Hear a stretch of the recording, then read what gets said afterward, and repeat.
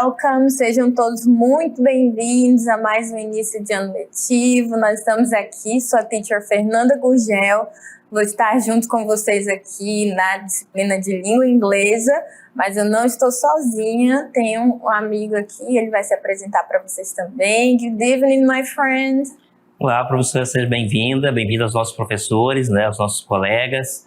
É um prazer enorme aí estar dividindo, né, esse tempo aí com vocês. Espero que seja bastante proveitoso, né? A gente preparou aulas bem diversificadas, com bastante conteúdo aí bacana. Espero que vocês gostem, né? Sou o teacher Ademir Ribeiro e nós estaremos juntos aí ao longo desse componente de língua inglesa, tá certo? Nós vamos fazer então agora a leitura do nosso PDP. Nós pedimos que vocês fiquem atentos aí para a nossa leitura. Vamos então. A nossa unidade 1 vai ser sobre arte e cultura. E a primeira aula vai ser sobre valorização e experimentação das diferentes linguagens como fenômeno sociocultural e sensível aos diferentes contextos. Então, na segunda aula nós já temos ali então, né, a diversidade linguística e semiótica nos diferentes contextos. Isso aí, seguimos então para a aula 4, que é a manifestação artísticas e culturais com práticas que estimulam a imaginação e a criatividade. Perfeito, né? Só na aula 3 ali, retomando, né, a apreciação do patrimônio artístico amazônico e global na perspectiva crítica e histórica. E aí nós temos, então, a aula 5 e 6, né, respectivamente, ali trabalhando a revisão e a avaliação, né, dessa nossa primeira unidade. Então, agora nós vamos ler aí, né, o nosso objetivo, né, o que nós planejamos para a nossa aula de hoje. Acompanhe, olha só. Então, nosso objeto de conhecimento, né, e o detalhamento, respectivamente, são os seguintes. Objeto de conhecimento, então, valorização e experimentação das diferentes linguagens como fenômeno sociocultural e sensível aos diferentes contextos. E o nosso detalhamento, então, utilização da língua inglesa de forma contextualizada e sensível ao ambiente local. Então, aí o nosso objeto, né, e o nosso detalhamento. E agora nós vamos, então, para a nossa aula de hoje.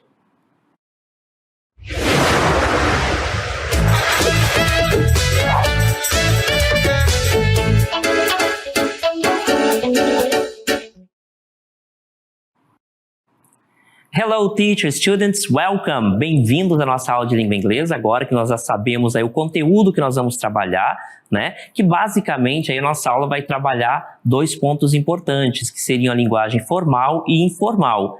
Nós já sabemos que isso existe na língua portuguesa, mas também na língua inglesa nós temos isso. Nós temos situações diferentes de fala, né? Linguagem formal e informal, e aí depende muito daquele contexto ali. Tá? Via de regra, né, a linguagem informal é muito mais comum, nós utilizamos isso com mais frequência, inclusive na língua inglesa, tá certo? Então, linguagem formal e linguagem informal depende aí do contexto, mas que tipo? Quais são os pontos, né, que qualificam uma linguagem como informal ou então como formal? É exatamente isso que nós vamos ver na nossa aula de hoje, tá? Vamos ver a definição do que é uma linguagem formal em língua inglesa e a definição do que é uma linguagem informal e quais aspectos cada uma dessas linguagens possui que qualificam tanto como formal quanto informal. Vamos ver agora, iniciar então falando sobre linguagem formal. Vamos ver. Então, na linguagem formal, nós temos o seguinte: a linguagem formal também é chamada de culta e está pautada, então, aí, no uso correto das normas gramaticais. Basicamente, né, é aquela que nós utilizamos em situações mais importantes, né, quando nós estamos nos dirigindo a uma autoridade, por exemplo, ou então, em algum texto acadêmico. É fundamental, então, que nós prestemos atenção aí naquele ambiente, naquela situação onde nós estamos nos comunicando, tá? Quando é linguagem formal, quando exige uma linguagem formal e quando uma linguagem informal. Então, já sabemos que é uma linguagem formal, né? Basicamente, tem um domínio mais completo aí das normas gramaticais, em contraponto com a linguagem informal que nós vamos ver agora. Olha só, na linguagem formal, né, nós temos então a linguagem formal, basicamente, né, ela vai trabalhar com essa questão ali do coloquial, né, daquilo que é falado no dia a dia. Né? Por exemplo, nas relações pessoais entre os amigos, familiares, a nossa linguagem é caracterizada pela linguagem informal, tá certo? É onde dialetos, onde abreviações, né? Tudo isso é possível, tá? Então é um ambiente propício aí para que seja utilizada a linguagem formal, tá? Então, já que se trata de uma linguagem cotidiana, né? De uma linguagem espontânea, é obviamente uma linguagem aí que nós utilizamos, né, com muito maior frequência em relação à linguagem formal, tá? Que vai estar presente aí em textos, né? Textos de universidades, por exemplo, né? Então, tem todas essas situações que nós podemos utilizar, tá certo? A linguagem informal, então, ela não tem uma preocupação ali muito grande com relação às normas gramaticais. Se estabelece ali as estruturas mais simples, né, das estruturas gramaticais, mas não há um aprofundamento, uma complexidade, então, em relação à utilização dessas normas, tá? Basicamente, é a forma com que nós nos dirigimos às outras pessoas ao longo do dia, uma linguagem, então, mais cotidiana, tá certo? Vamos ver agora a definição de uma e de outra para a gente ver aí a diferença que há entre elas. Vamos lá? Então, linguagem formal, formal language, versus informal language. Quais situações de uso delas? Então, nós temos ali, de um lado, a linguagem formal e do outro, a linguagem informal. Vamos ver esses aspectos agora. Então, na linguagem formal é caracterizado por business emails. Lembre-se quando a gente fala de business, né, negócio, relacionado a negócio, então são aquelas correspondências onde a gente tem um trato mais polido com relação ao nosso interlocutor, né? Você não pode escrever um e-mail de negócio, por exemplo, falando com linguajar, ou então com abreviações, não é bem visto, né? Até porque se trata de uma situação ali vital, né, de negócio. Então, nesses ambientes prevalece, então, a linguagem formal. Já na linguagem formal, nós temos aqui, ó, situations that are more relaxed and that involve people that you know well or know each other well. Então, situações, né, mais relaxadas, assim, né, mais à vontade, e que envolvem pessoas que você conhece, é o verbo know, conhecer, que você conhece bem, né, well, ou conhece um ao outro muito bem. Então, basicamente aqui, se nós temos uns e-mails de negócio como uma linguagem formal, nós temos então a nossa fala, né, a nossa conversa com pessoas que nós conhecemos bem e que nos relacionamos, né, como o oposto, né, como a linguagem informal. Outro ponto que nós utilizamos também é academic writing articles. Aqui, né, a barra aqui, então, pode ser os dois, né, pode ser a escrita acadêmica ou então artigos, de modo geral, que também é um tipo de escrita que prevalece bastante na academia, tá certo? Então, em textos universitários, né, textos da academia de modo geral e artigos científicos, há um predomínio claro e necessário da linguagem formal. Então, dificilmente vocês vão ver a linguagem informal sendo utilizada nesses locais, tá?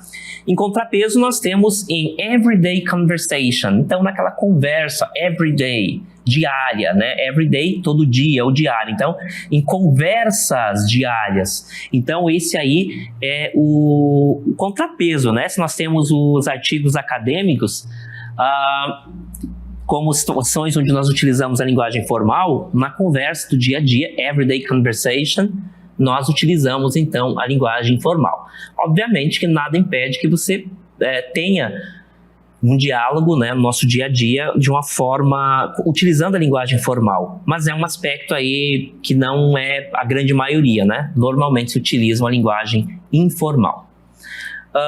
Ok, então nós temos Professional Academic Situations, que é o outro ponto de linguagem formal, né? Situações acadêmicas e profissionais, então é uma área onde prevalece bastante a linguagem formal. E aí, personal e-mails. Veja, aqui, gente, difere desse primeiro aqui, ó. Aqui eu tô falando de e-mails de negócio, né? Onde são tratados decisões, né, relacionadas aos negócios, às empresas e tudo mais. Agora, e-mails pessoais, por exemplo, só mandar um e-mail para um amigo pedindo alguma foto, por exemplo, vai mandar um e-mail utilizando, muito provavelmente, uma linguagem informal, tá? Porque isso aqui cai exatamente nesse aspecto aqui que você conhece a pessoa. Presentations. Aqui também há, na medida do possível, né, uma preocupação com a linguagem formal, né, nas apresentações. E aqui o contrapeso seria, né, linguagem formal, social media. Aqui nós podemos elencar as mídias sociais, né, Facebook, Instagram, todas essas mídias sociais, prevalece, na verdade, a linguagem informal, que também está muito presente na fala, né? Então, nas apresentações, de modo geral, há uma preocupação, né, e normalmente se utiliza a linguagem formal e a linguagem formal nas mídias sociais. Reports. Então, aqui, né, nós temos essa situação de uso também da linguagem formal, né, quando nós temos, por exemplo, reportagens, ou então vai trazer um relato, por exemplo, né, é comum que se tenha uma linguagem formal. Aliás, jornais, né, via de regra, não é um padrão, né, mas revistas bem conceituadas e jornais também bem conceituados, eles têm uma preocupação aí com a linguagem formal. Talvez não ao máximo, mas assim, há uma preocupação maior com relação à linguagem. E aqui, discurso espontâneo, né? Que também é o que contrapõe aí como linguagem informal. Official documents, então documentos oficiais, aqui claramente uma situação de onde eu vou utilizar a linguagem formal, versus text messages. Então as mensagens de texto, né, que a gente volta às mídias sociais, elas são caracterizadas, inclusive, por abreviações, né, conforme a gente já utiliza, né, nas redes sociais. Então, os textos e mensagens, basicamente trocadas nas redes sociais, elas são caracterizadas pela linguagem informal. E por último, talk to peers. Então, quando você vai falar com os seus superiores, seja lá no seu trabalho, enfim, em algum ambiente onde há uma hierarquia, você vai falar, então vai se dirigir a essa pessoa com a linguagem mais formal, né? Aquilo que eu falei anteriormente, você vai se dirigir a, sei lá, um juiz, por exemplo, você vai tomar um pouco mais de cuidado na tua linguagem, até para que você seja claro com aquilo que você está pedindo, aquilo que você está falando. E aqui, em contraponto, nós temos talk to peers, falar com parceiros, colegas. A expressão peers é uma abreviação para friends, né, amigos, aquela galera, né? Então, é uma palavrinha que, inclusive, pode ser acrescentada ao vocabulário de vocês. Talk to peers, falar com colegas, né, com parceiros, com os amigos, tá? Então a expressão peers é uma palavrinha aí que vai ser acrescentada no vocabulário de vocês, tá bom? Então essas situações de uso da linguagem formal versus informal. Então nós já vimos aí, né, a linguagem formal versus a linguagem informal, quais situações nós utilizamos. Acho que é bem claro, né, situações de uso de um e de outro. Obviamente, como se trata de uma língua, né, que é parecida com a outra, né, nós temos a língua inglesa, então as mesmas situações de uso da língua portuguesa, né, aquelas situações onde exige uma linguagem formal. O predomínio maior, obviamente, é a linguagem informal. Na língua inglesa, essa linguagem informal, ela tem por características abreviações, né, tudo isso faz parte, então, dessa definição de linguagem informal, tal qual nós temos na língua portuguesa, tá certo? Vamos ver alguns exemplos agora.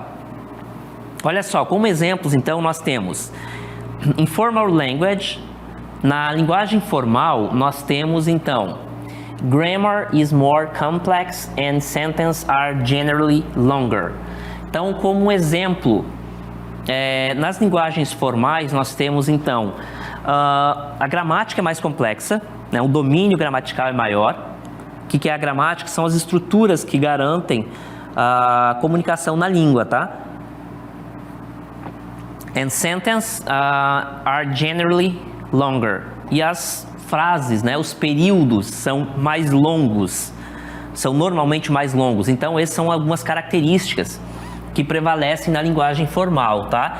Então, frases, sentenças, períodos e uma gramática mais complexa, tá? Esses são os aspectos, digamos, principais, mas uns dos aspectos importantes de uma linguagem formal, especialmente ali essa outra aqui, né? É o repertório linguístico, né, que as pessoas têm. Por exemplo, we regret to inform you that the delivery will be delayed due to adverse weather conditions. Olha só a linguagem formal, é uma quantidade de palavras maior, né, uma complexidade maior, para dizer uma forma mais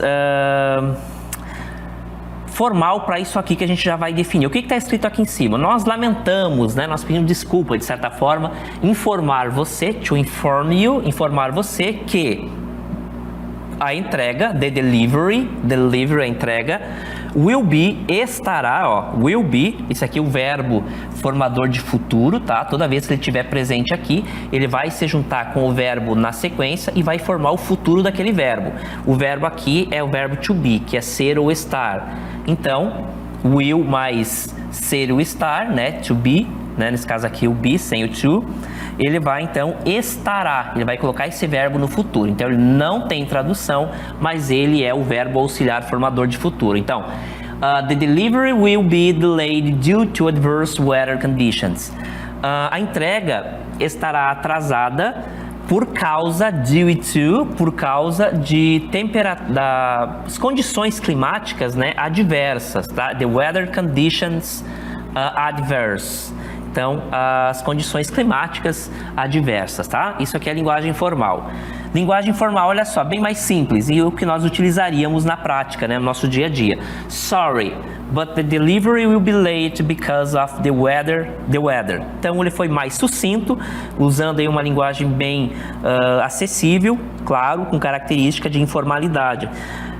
E ele falou a mesma informação, tá? É importante ficar claro que quando nós temos, então, a linguagem formal e a linguagem informal, nós temos características que são únicas, tá? Da linguagem formal e informal. Mas, basicamente, a informação é sempre a mesma, tá? A diferença é que a linguagem formal, ela vai mais direto, né? Ela, de forma mais abreviada, ela não utiliza frases longas, né? Períodos longos, como na linguagem formal, mas elas passam a informação de uma forma mais rápida. Tá? E às vezes até é melhor, não é à toa que nós utilizamos aí com muito maior frequência a linguagem informal, tá certo? Então passa-se a mesma informação, a diferença está aí na velocidade, na linguagem utilizada, mas a informação acaba sendo passada da mesma forma, tá? Continuando. Então nós temos aqui mais, né, na sequência, have you seen my glasses? Você viu meus óculos? A palavrinha glasses, né? Ele sempre tem óculos, né? Tem terminação de plural, né? Porque eu me refiro a dois óculos, né? Então, have you seen my glasses? Você viu meu óculos? Essa expressão aqui, gente, have you seen, tem a mesma tradução do que se eu disser, você viu meus óculos? Ó, é a mesma tradução. Só que essa estrutura aqui, ó, é uma estrutura de uma linguagem formal, tá? Somente alguém que tem um domínio maior da língua ou que quer realmente mostrar isso, vai utilizar, tá? Have you seen my glasses? Você viu, tem visto, né, os meus óculos? Ou então a forma mais abreviada, mais direta. Seen my glasses? Viu meus óculos? É a forma, né, o jeito informal aí de fazer um pedido, né, perguntar algo. Então nós temos aqui formal versus informal. I'm sorry to have kept you waiting. Então, me desculpa por ter feito você esperar. Ou então a forma abreviada, né? A forma mais informal. Repare que ela é menor mesmo. Sorry to keep you waiting. Me desculpe por fazê-lo ficar esperando ou por fazer você esperar, tá? Então, a forma, basicamente aqui nesses exemplos, nós vimos a utilização de uma complexidade maior das estruturas gramaticais, tá? I'm sorry to have kept you waiting. Então, é uma estrutura que na prática diz a mesma coisa, mas ao utilizar essa estrutura demonstra, então, um domínio maior dessas regras, dessas estruturas gramaticais, tá? Que é uma característica, então, da linguagem informal, tá? A linguagem informal, então, ela tem por característica, então, essas estruturas, né? Ele consegue, então, definir, né, linguagem formal, falar a mesma coisa, mas de uma forma mais direta, ok? Vamos ver agora as contradições, contractions, que são alguns dos elementos, né, mais comuns e que caracterizam a linguagem formal. Vamos lá? Olha só, contractions, então as contrações que nós inclusive vemos bastante nas formas negativas, né? Nós temos that are not used in formal language. Elas são, né? Não são usadas, né? Na linguagem formal. Então, basicamente, não há uso, né? Elas nunca são usadas na linguagem formal, tá? Isso é uma informação importante. Então, na linguagem formal, nós não utilizamos as formas contraídas, tá? Não é comum. In formal language, they are used for easier flow and faster speed. Na linguagem formal, elas são usadas para fluir, né, com mais facilidade, né? To flow é fluir, né? Deixar fluir. To easier flow and faster speed. Para fluir com mais facilidade e também deixar a fala, né, o discurso mais rápido.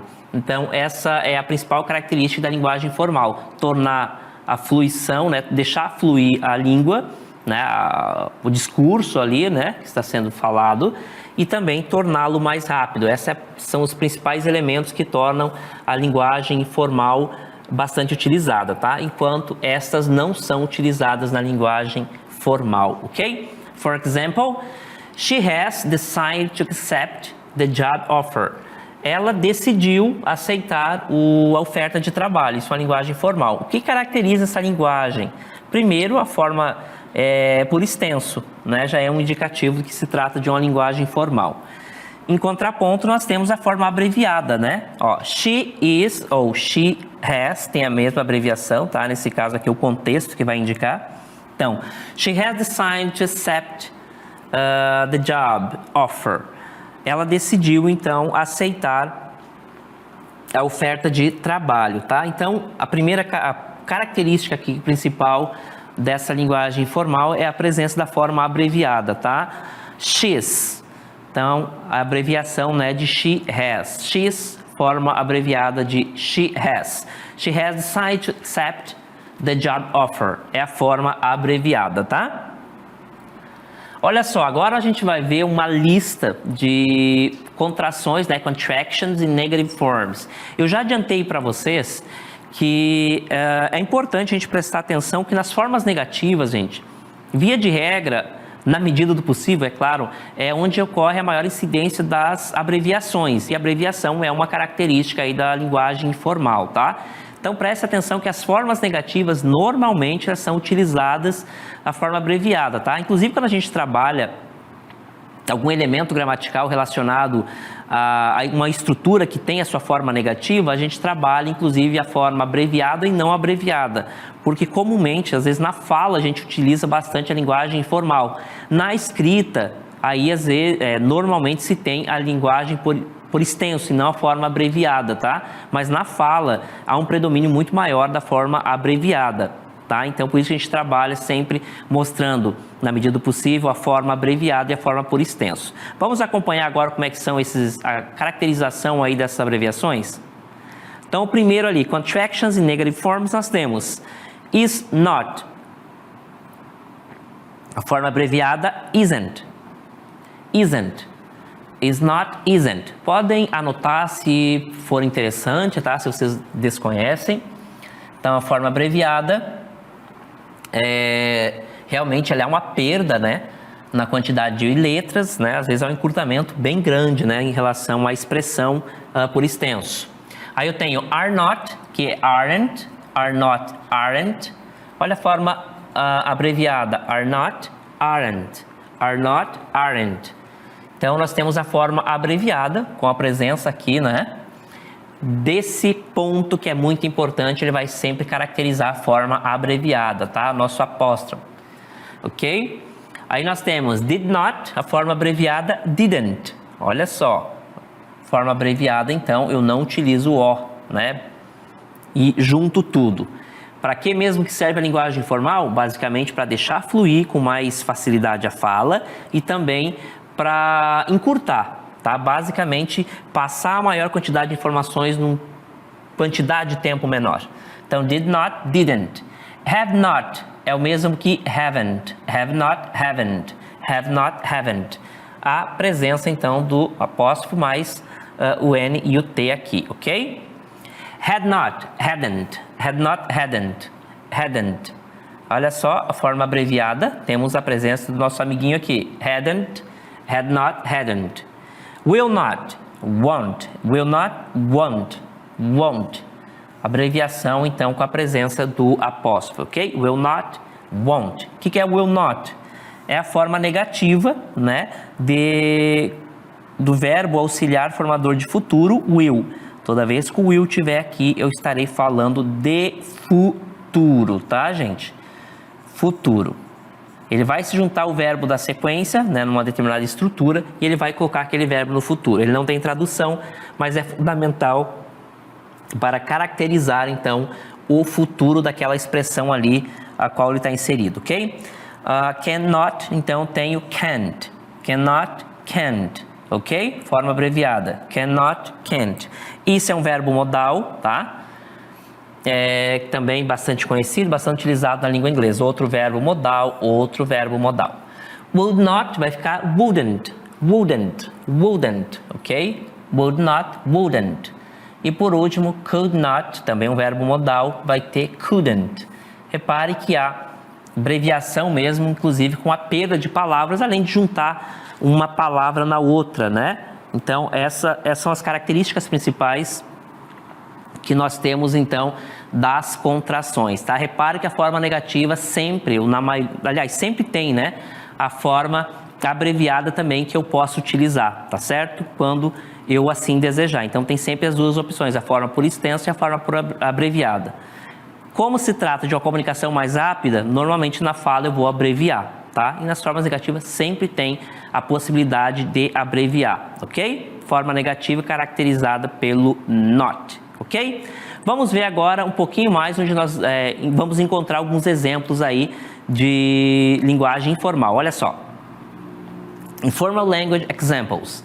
Seafood paella. Essa palavrinha paella não é uma palavra que não é inglesa, ela é de outra origem, né? Tanto é que não teria uma tradução, mas vem muito provavelmente do espanhol, né? É um tipo de comida onde coloca o arroz com frutos do mar. Seafood quer dizer frutos do mar.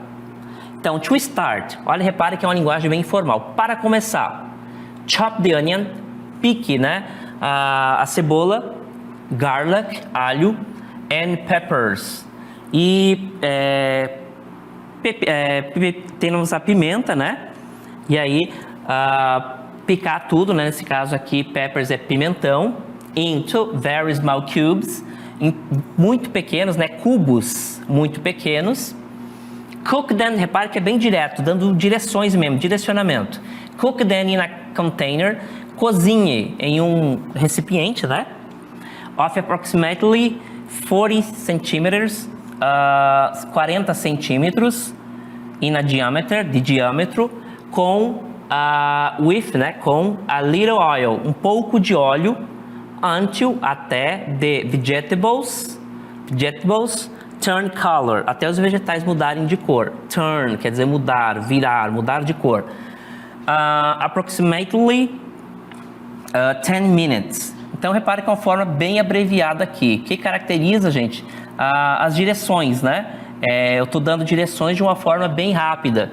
Isso caracteriza, então, a linguagem informal, tá? É uma receita aqui, então ela precisa ser direta, não tem que enrolar muito. Então, passa a informação de uma forma bem direta, né? A forma abreviada aqui, então, são elementos que caracterizam com linguagem informal, tá? E aqui nós temos, então, o outro exemplo, que é o que mais acontece, né? Que é uma situação de fala, né? Troca de mensagens, por exemplo. Então, nós temos aqui, Mom, mamãe, né? Mãe. Your great aunt just passed away. Então, ela fala, né, pro filho. Sua tia-avó, great. Toda vez que aparecer a palavrinha great junto com um parente, é sempre o bisavô, o bisneto, tá? É sempre...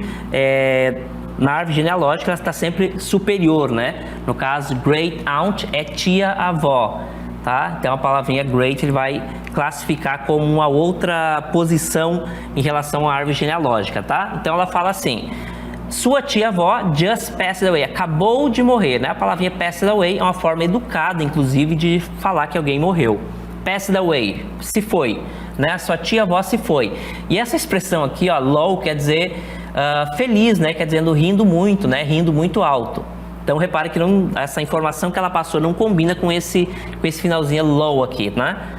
Aí é perguntado para ela, why is that funny? Por que isso é engraçado? Né? Já que isso aqui é uma expressão né, que achou engraçado, que está rindo.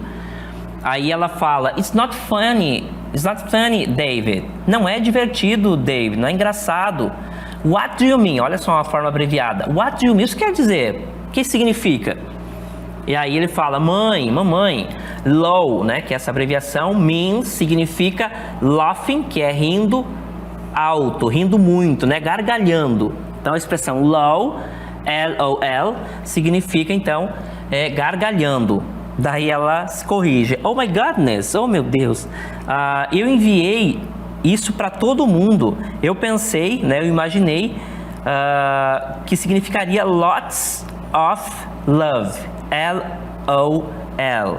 I have to call everyone back. Oh God, eu tenho que ligar para todo mundo agora, ligar de volta para todo mundo, oh meu Deus. Então repare que é uma situação informal de fala, né, bastante comum nas trocas de mensagens que nós temos aí né, no nosso dia a dia. Então a linguagem formal ela é caracterizada mesmo, né, no nosso dia a dia. E como, né, as redes sociais estão aí, a gente tem um predomínio maior de utilização da linguagem informal, tá certo? Então a linguagem formal nós utilizamos em situações específicas, né? E na maioria, né, na maior parte do tempo nós utilizamos, né, a linguagem formal. O problema é quando nós transferimos a linguagem formal para uma situação onde não deve. Aí deve ser tomado bastante cuidado, tá certo? Por hoje era só. Espero aí que vocês tenham prestado bastante atenção e tirado algumas dúvidas sobre linguagem formal e linguagem informal.